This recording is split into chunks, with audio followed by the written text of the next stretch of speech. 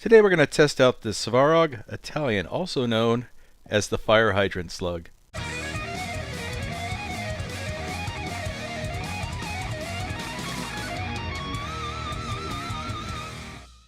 Today's slugs were sent to us by Jesse Crow. He cast these himself using a Russian mold made by Svarog. This slug is quickly earning a reputation for being very accurate and very low cost to produce. Both YouTube channels Thor's Axe and Fortune Cookie 45LC have been diving deeply into these and developing powder loads and techniques on loading them. So be sure to check them out if you're interested in making these yourself. The mold is made in Russia by a company called Svarog, and you can either buy these on eBay or Amazon, but I also heard you could buy them on the Reloaders Network. The reason it's called the Italian slug by the Russians is because it's based loosely on the Gualandi DGS-12 slug. They're very similar. The DGS slug, or dangerous game slug, already has a very fine reputation for accuracy and knockdown power. The Svarog Italian slug is actually a little heavier than the DGS-12. Let's get out there, test them out, and see what the high-speed camera shows. Welcome back, Tailflater folks. Jeff and Officer Greg out here with you, bringing you the fire hydrant slug, which would explain why they smell like dog pee.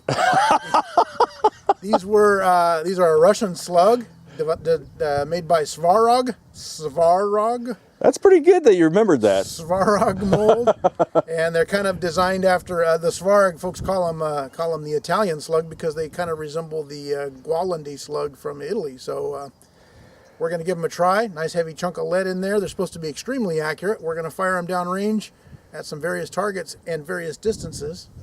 See what we can get out of them. Oh yeah, it's gonna be great. So let's give it a try. Jeff has promised me a broken shoulder out of these.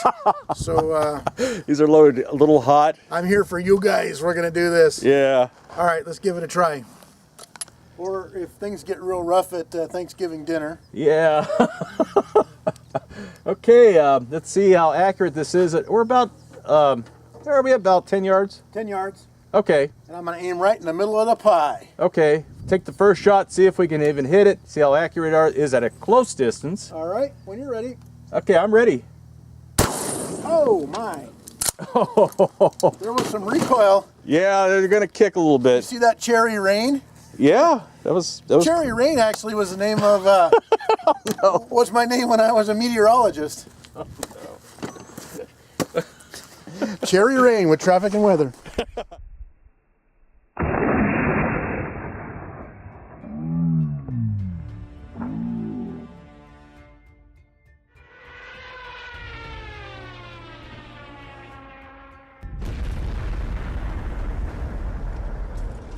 If you're unfamiliar with our channel, we don't take any practice shots. We just go out there and start shooting, good, bad, or ugly, and see what the results are.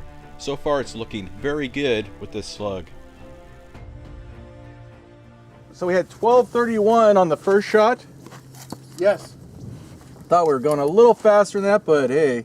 It's pretty fast. This is Fortune Cookie 45LC's powder load, by the way. 34.5 grains of long shot. Sounds delicious. Yeah. All right. Okay. Against the ballistic jelly. All right, I'm going to aim just north of that little hole. Okay. I got you. When you are ready? I'm ready.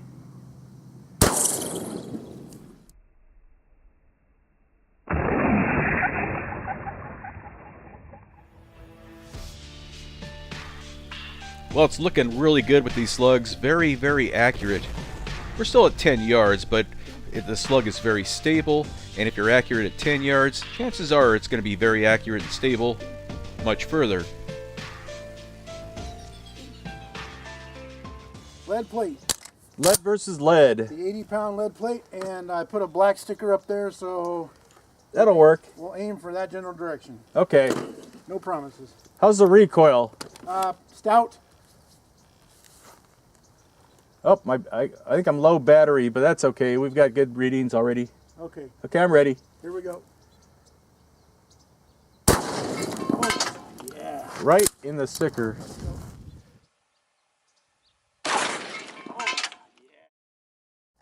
All right, Jeff says these were super accurate. I didn't know because I was still in shock from the pain and the recoil. But look at this BFH this thing knocked in here into this plate. Nice big giant hole. What is that? What? Right here. Oh.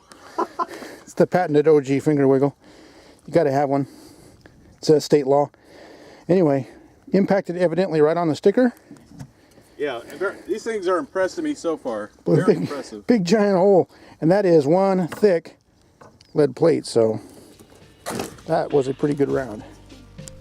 When we were filming this, it was very overcast. We're filming at 8,800 frames a second with the Kronos high-speed camera. It's doing pretty well. That's pretty low light and we're getting pretty good imagery. But once again, the slug was extremely accurate and very powerful. How about a tactical ballistic clock radio?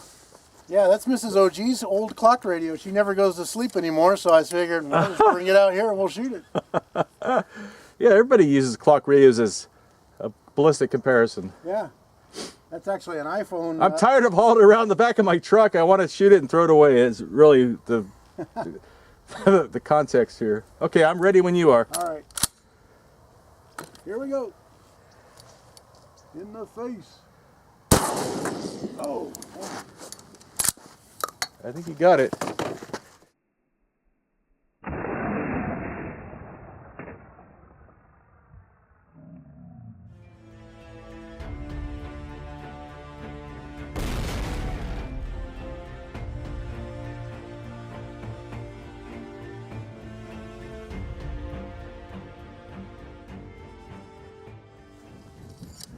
Can he hit that flashlight? Right in the light hole. Oh, is it dazzling you? You know the funny thing is, I put my red dot on it, the red dot disappears. Oh, great. We'll see. Too much power. We will see. Yeah, that's my problem. Okay, I'm ready when you are. Here we go. Oh! Look at the spin on that thing. That thing was airborne for 10 minutes.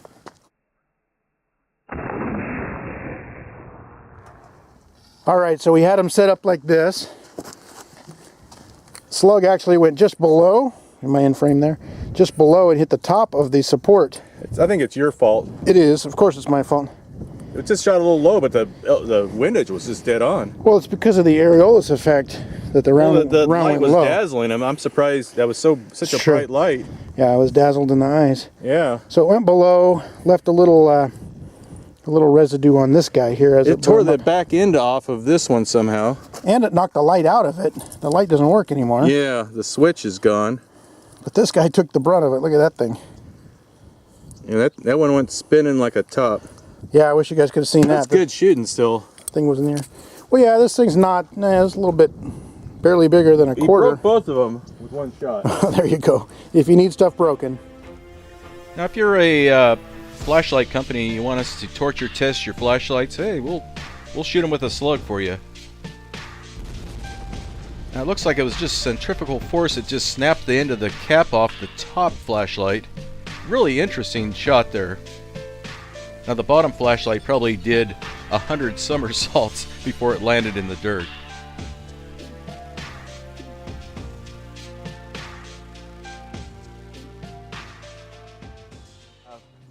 What we believe is 50 yards, according to Greg's handy phone app thingy.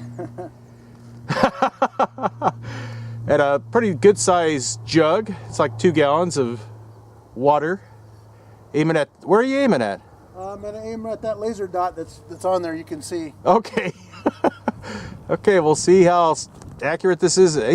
We haven't sighted this in for 50 yards, so we'll just see off the cuff how it does. All right, I'm going to hold down the bottom of that pink dot. Okay, All right, when you're ready. I'm ready. There you go. Good smackdown range.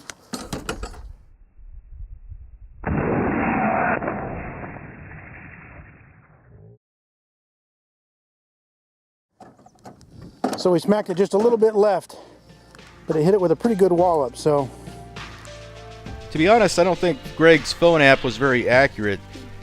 Danny actually put a permanent stake in off to the side at a 50-yard mark, and he was a good 15 or 20 yards beyond that. So this is a little further than 50 yards. But for not taking any practice shots, this isn't too bad at all. Some of the guys that have been shooting these are getting like 3-inch groups at 50 yards, which is very impressive for a slug. Anyway, we want to thank Jesse for sending these slugs to us to test. We want to thank our Patreon supporters. Danny's still recovering. He went to the doctor today to get another checkup. Hopefully he's going to be released soon and he'll be back out filming with us again. Anyway, Danny, I hope you're doing well. Thank you for watching. We always appreciate when you rate the video, comment, and all that stuff. Thanks for watching.